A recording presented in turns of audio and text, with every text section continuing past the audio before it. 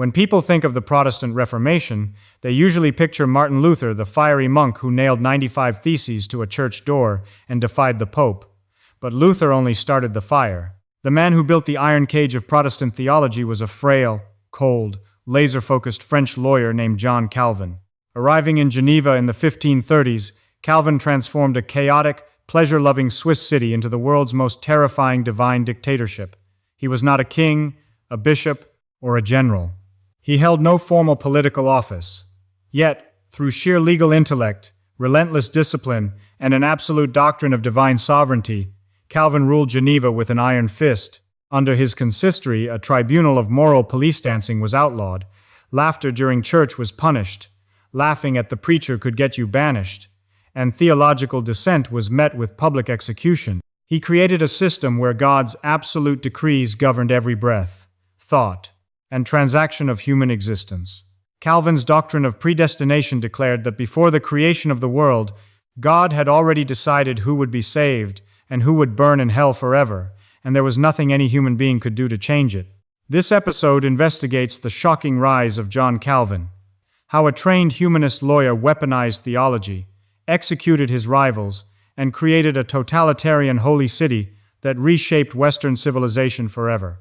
Imagine living in a city where moral officers can break into your house at midnight to check if your bedsheets are too luxurious, if your children know their catechism, or if you were overheard complaining about the Sunday sermon. Imagine a world where dancing at a wedding gets you thrown in prison, playing cards gets you publicly shamed, and disagreeing with the local pastor on the nature of the Trinity gets you burned alive over a slow greenwood fire. This was not a medieval Catholic Inquisition. This was Geneva, Switzerland, the capital of Protestantism. And the man ruling this totalitarian holy city was not a king, an emperor, or a pope. He was a frail, sickly, brilliant French lawyer who claimed to hold no official political power whatsoever. His name was John Calvin. Most history books paint the Protestant Reformation as a glorious fight for freedom against the tyranny of Rome. They tell you it was about liberation, individual conscience, and breaking free from religious dictatorship. That is only half the story. In reality, John Calvin replaced the authority of the Pope with something far more absolute, far colder, and far more terrifying. The undisputed rule of a legalistic God who had already decided before the universe was even created who was going to heaven and who was destined to burn in hell. Calvin was the ultimate legal mind of the Reformation. He didn't just reform the church, he drafted a divine constitution and turned an entire city into God's private concentration camp of righteousness. He didn't demand your obedience, he demanded your entire soul. To understand how John Calvin turned a European city into a divine dictatorship, you first have to understand that Calvin was not trained as a priest, a monk, or a theologian. He was trained as a lawyer. Born in Noyon, France, in 1509, Calvin grew up in a world already shaken by the early waves of the Protestant Reformation. His father, an administrator for the local Catholic cathedral, originally wanted John to study theology. But after a bitter financial dispute with the church authorities, Calvin's father changed his mind and ordered his brilliant son to study civil law. Calvin attended the prestigious universities of Orléans and Bourges, immersing himself in Roman law, classical rhetoric, and Renaissance humanism. Roman law taught Calvin to view the world through strict legal categories: authority, jurisdiction, sovereign power, covenants, and absolute obedience to written codes. Unlike Martin Luther, who was a deeply emotional monk tormented by personal guilt and passionate outbursts, Calvin was a cold, systematic, highly disciplined intellectual. Luther approached religion through the heart and personal experience. Calvin approached religion as a master attorney, analyzing a supreme legal document, the Bible. Sometime around 1533, Calvin experienced what he called a sudden conversion. He broke away from the Roman Catholic Church and embraced the radical ideas of the Protestant Reformation. France at the time was becoming extremely dangerous for Protestant sympathizers.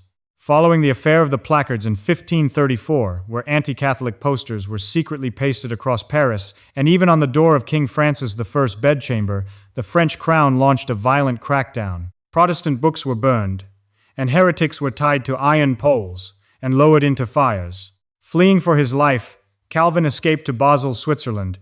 He was only 26 years old. It was in exile that Calvin published a book that would change Western history forever, The Institutes of the Christian Religion. Originally written as a short handbook to defend French Protestants against false accusations, the Institutes grew into a massive, multi-volume masterwork. It was the most systematic, logically airtight defense of Protestant theology ever produced.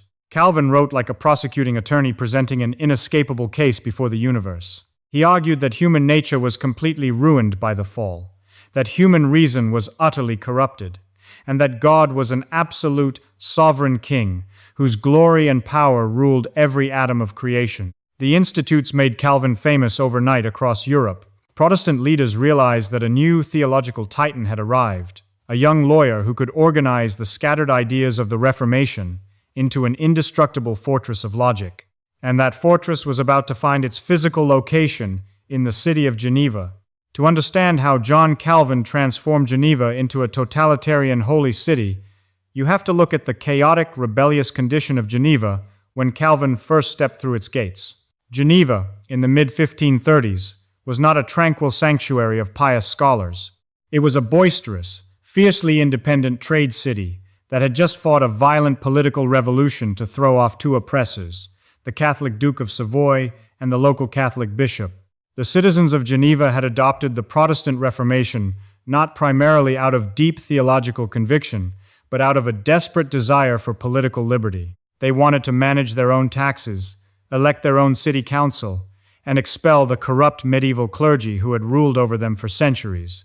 Having successfully kicked out the Catholic authorities, the citizens celebrated their new freedom by indulging in drinking, gambling, dancing, street carnivals, and colorful fashion. They wanted freedom from Rome, but they certainly did not want a new religious master. Then, in the summer of 1536, a 27-year-old John Calvin arrived in Geneva, intending only to stay for a single night on his way to a quiet life of study in Strasbourg. Local Protestant preacher Guillaume Farel heard that the brilliant young author of the Institutes of the Christian Religion was staying at a local inn. Farel rushed to Calvin's room and begged him to stay in Geneva to help organize the newly reformed church. Calvin, who was shy, sickly, and preferred the quiet solitude of library walls, repeatedly refused.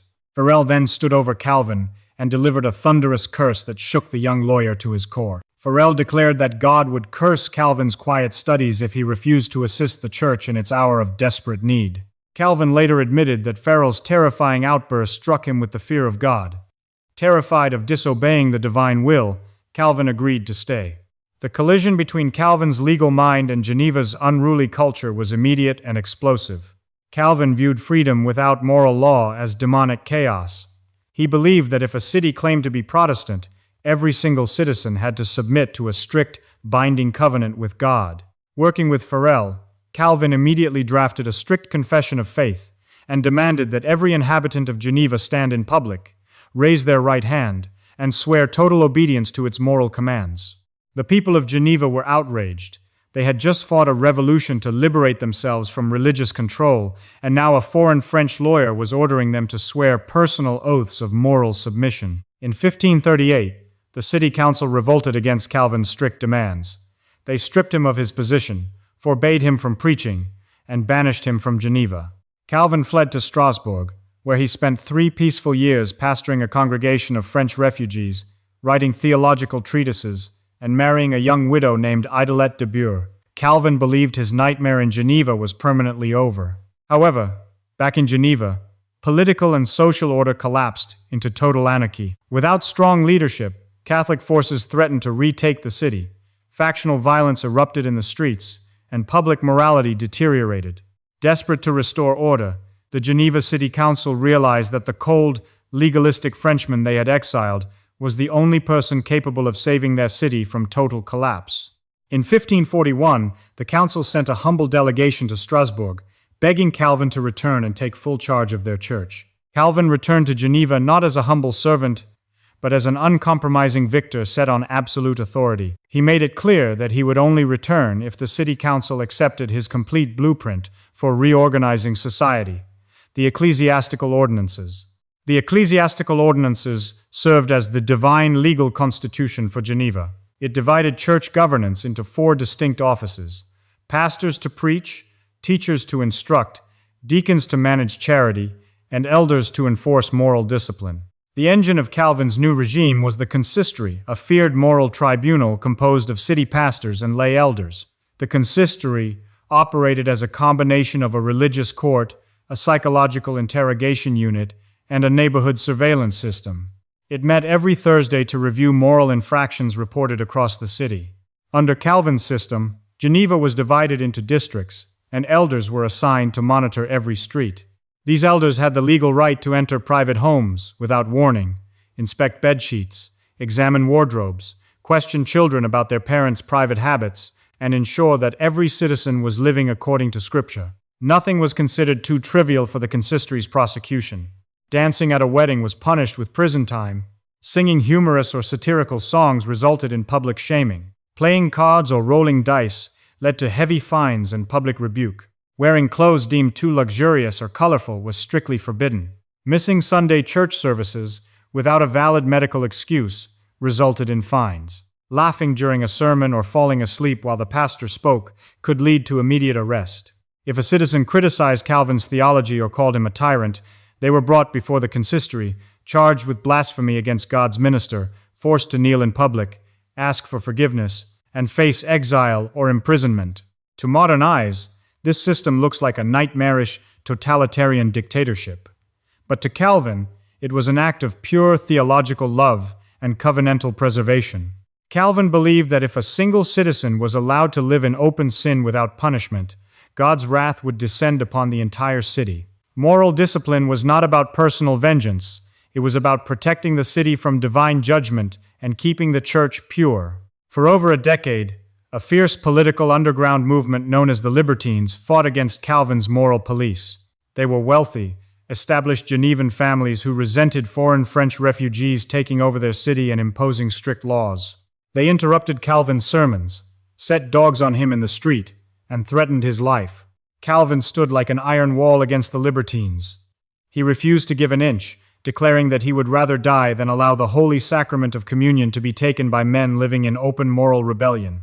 By the mid-1550s, supported by thousands of devout French Protestant refugees who had flooded into Geneva to escape persecution in France, Calvin systematically crushed the Libertine opposition. His supporters gained total control of the city council, cementing Calvin's supreme rule. Through sheer legal precision, psychological dominance, and unwavering theological conviction, John Calvin had successfully captured a city. He transformed a rowdy Swiss town into the undisputed capital of global Protestantism, a fortress city where the law of God and the law of the state were welded together into a single, unstoppable force. To understand the absolute peak of John Calvin's theological authority in Geneva, you must look directly at the trial and execution of Michael Servetus. This event remains one of the darkest, most controversial chapters in the history of the Protestant Reformation.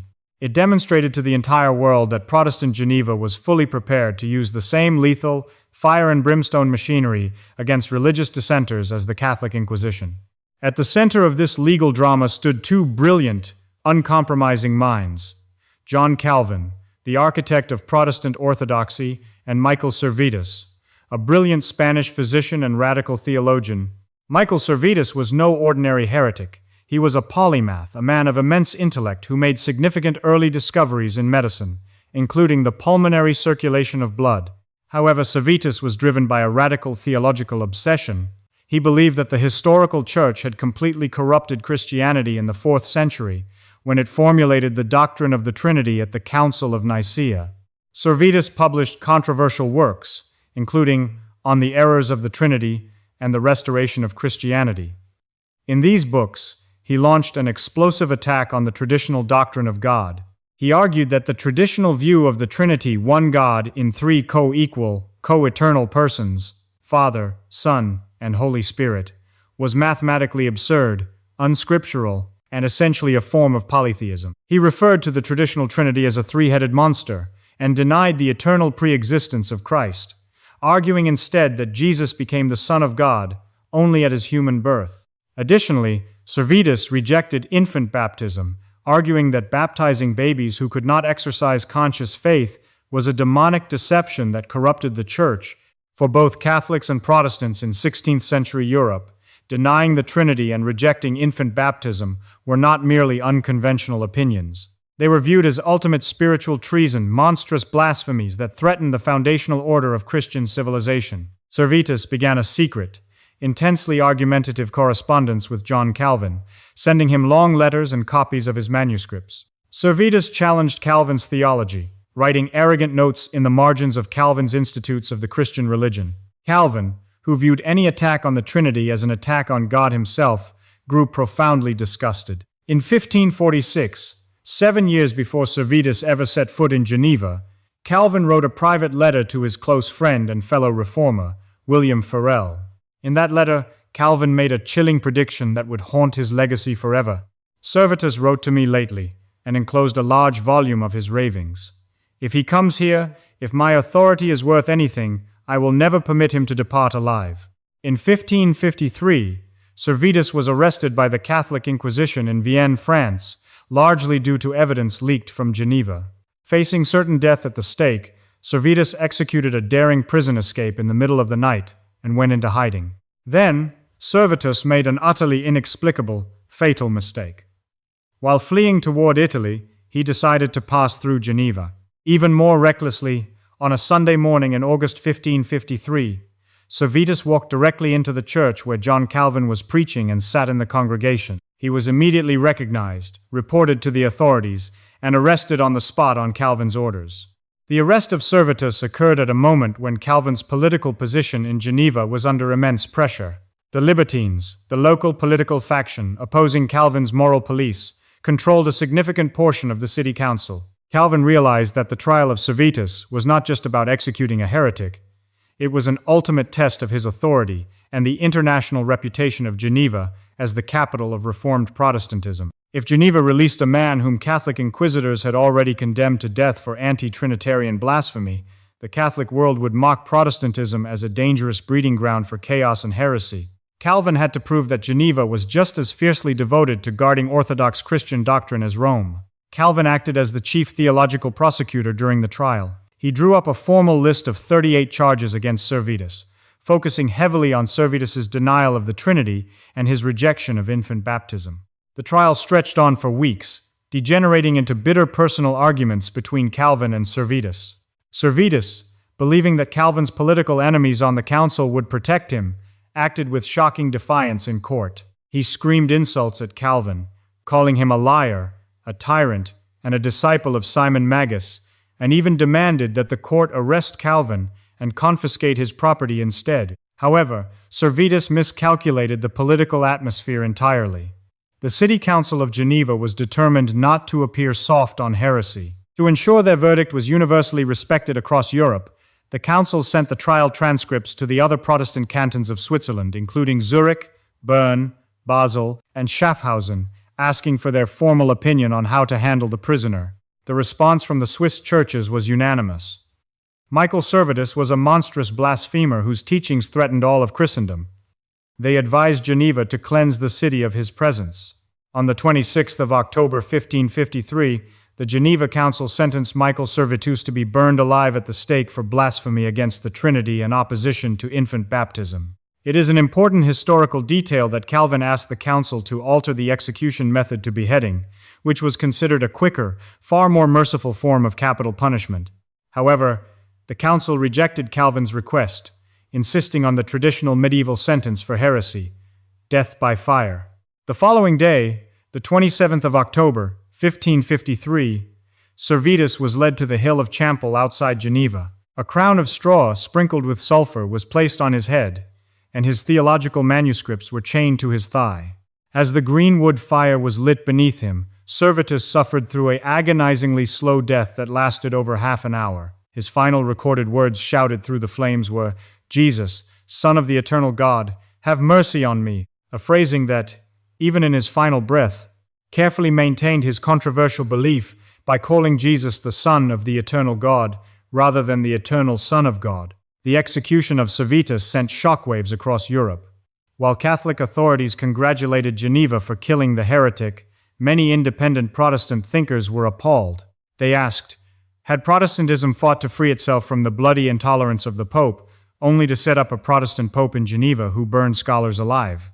To defend his actions, Calvin published a bitter treatise in 1554 titled Defense of the Orthodox Faith, arguing that it was the sacred duty of Christian magistrates to put unrepentant heretics to death. Calvin claimed that spiritual treason against God's majesty was a far worse crime than earthly murder, and that sparing a heretic was an insult to God. This prompted a brilliant response from Sebastian Castellio, a former friend of Calvin, who became a pioneering voice for religious tolerance. Castellio published a stinging condemnation of Calvin that contained a sentence that shook Western thought.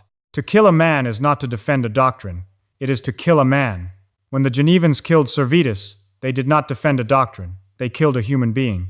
Despite Castellio's outcry, the execution of Servetus marked the absolute victory of John Calvin's regime. By eliminating his most dangerous theological enemy, Calvin completely broke the back of the political opposition in Geneva.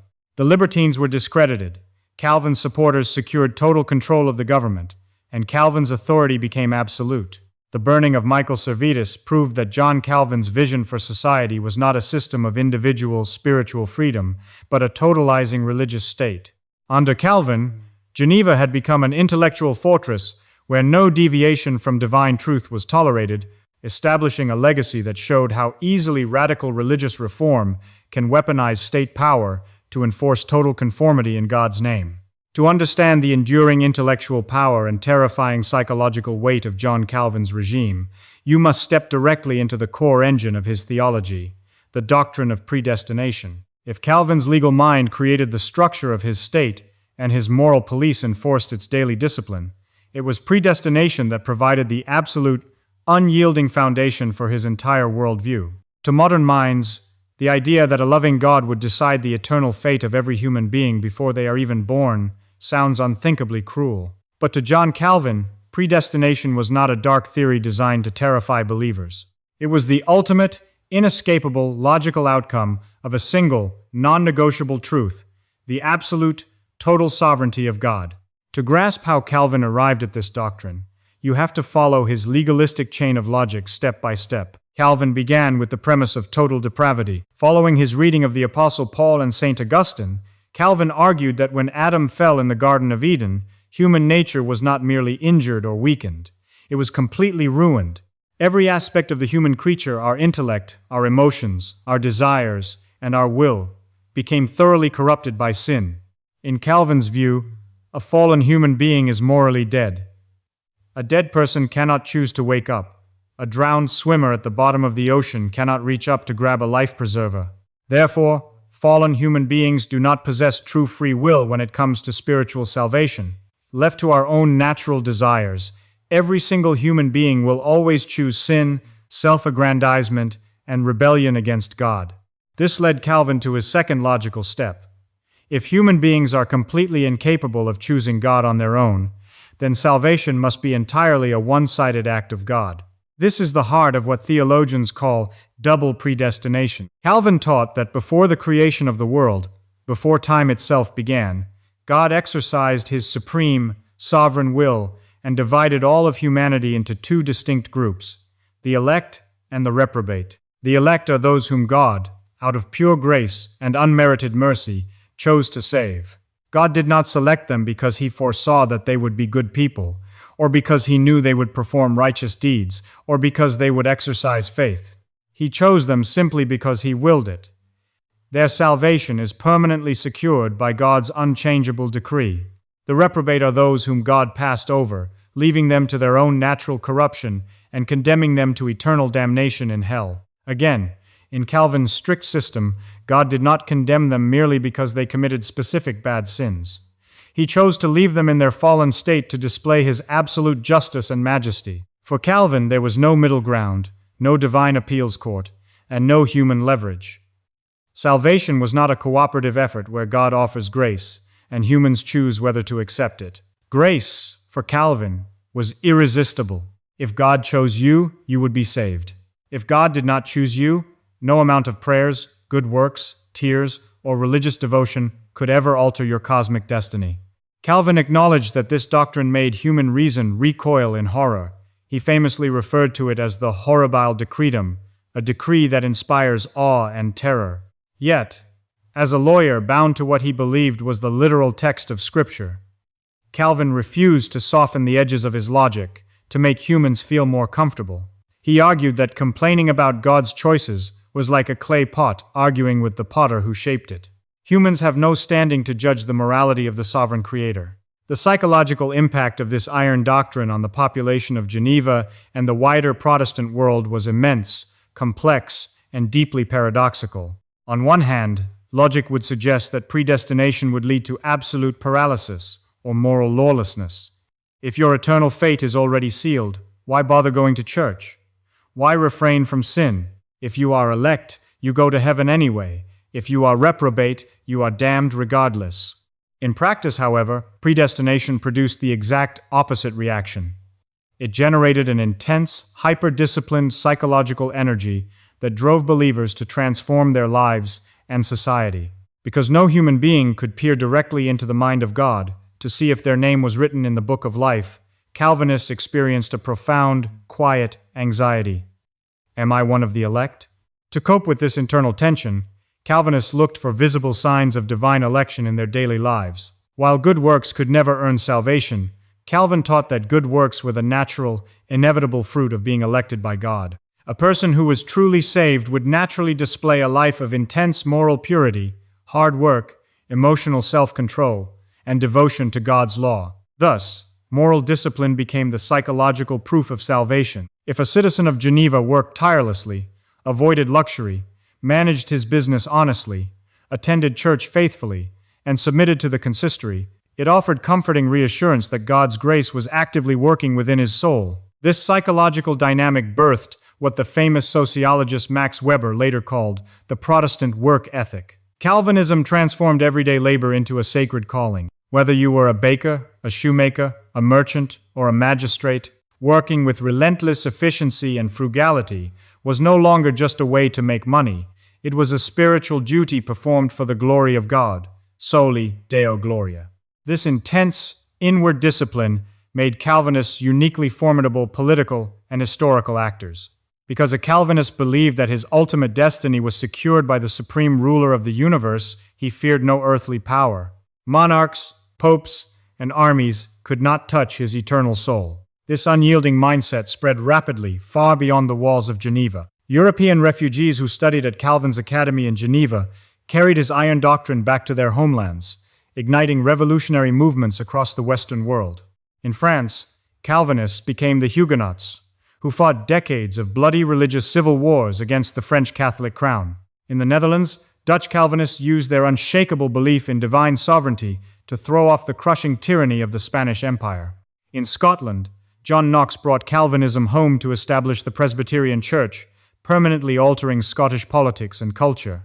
In England and North America, the Puritans, deeply steeped in Calvinist theology, sailed across the Atlantic Ocean, bringing Calvin's dream of a disciplined, covenantal, highly ordered holy society to the shores of the New World. The legal, highly structured mindset that John Calvin established in Geneva laid the groundwork for many foundational concepts of the modern Western world, often in ways that seem ironic given his authoritarian rule. By insisting that even kings and magistrates were subject to the absolute law of God, Calvinism helped dismantle the medieval concept of the divine right of kings, contributing significantly to the rise of constitutional government, representative assemblies, and the right of citizens to resist political tyranny. By elevating literacy so that every individual could study the legal text of the Bible, Calvinist societies achieved unprecedented levels of public education. Yet the dark shadow of Calvin's divine dictatorship remains an inescapable part of his legacy. In John Calvin, the world saw what happens when a brilliant, incorruptible legal mind gains complete control over religious faith. He eliminated the warmth, art, color, and mystical tolerance of medieval tradition, replacing it with a cold, systematic machinery of logical perfection. He created a system where God's glory was magnified by human submission, where dissent was crushed with legal precision, and where an execution at the stake could be justified as a necessary act of administrative righteousness. John Calvin died in Geneva in 1564, worn out by years of relentless work, chronic illness, and severe fasting. In keeping with his lifelong obsession that God alone should receive glory, Calvin ordered that he be buried in an unmarked grave, with no monument or gravestone to mark his resting place. He wanted his physical presence to disappear entirely into the shadow of the sovereign God he served. The story of the lawyer who became God's absolute dictator stands as a timeless, sobering case study in religious power. It demonstrates how a passion for moral order, structural logic, and theological purity can build an indestructible movement, while simultaneously creating a totalizing system where human empathy is swallowed whole by the relentless demands of a legalistic faith.